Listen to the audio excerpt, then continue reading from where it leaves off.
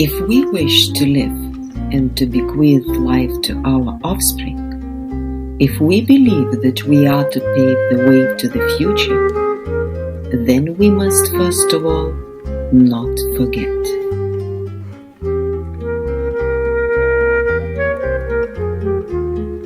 I was going over old papers of my late father and found a blessing, an amulet written in Hebrew by my Litvak great-grandfather on the occasion of the birth of my late father, almost 80 years ago. It's a blessing to protect the newborn baby and mother. It was pinned to his baby crib. Quite amazing. The amulet reads, I lift up my eyes to the mountains. Where does my help come from? My help comes from the Lord, the maker of heaven and earth. He will not let your foot tremble.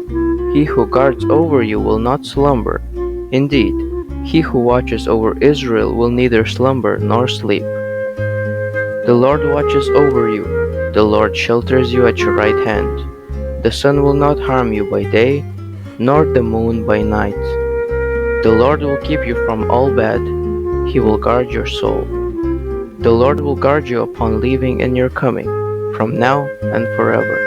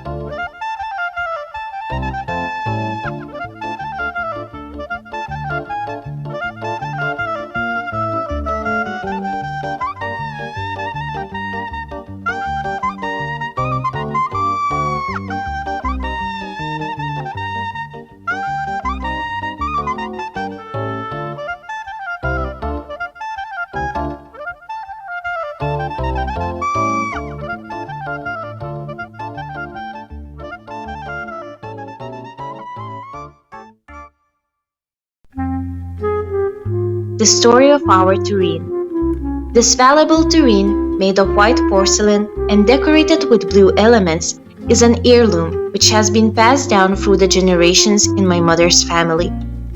In the family home in Keidan, it was considered as an object to be fond of. It was kept and displayed in a glass cabinet and was only taken out for use on special occasions, to serve the traditional Jewish chicken soup to the table.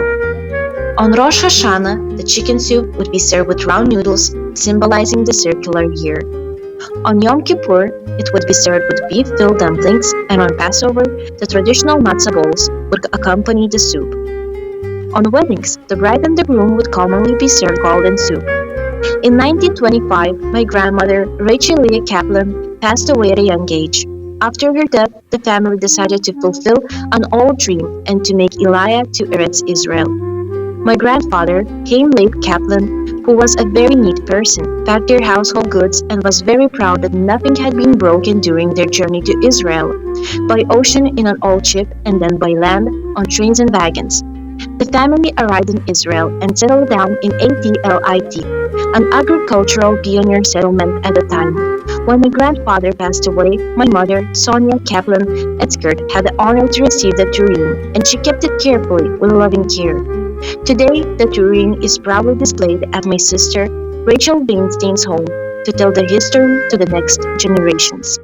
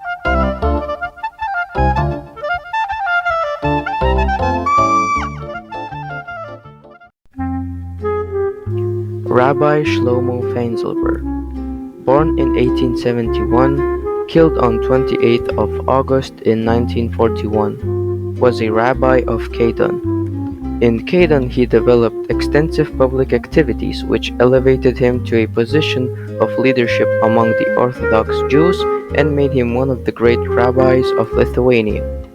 He motivated his congregants with his energy and spiritual devotion until the very last moment, when he was led to the slaughter together with his entire congregation. He led the procession with a Torah scroll in his arms and prayer on his lips, encouraging them to die fearlessly.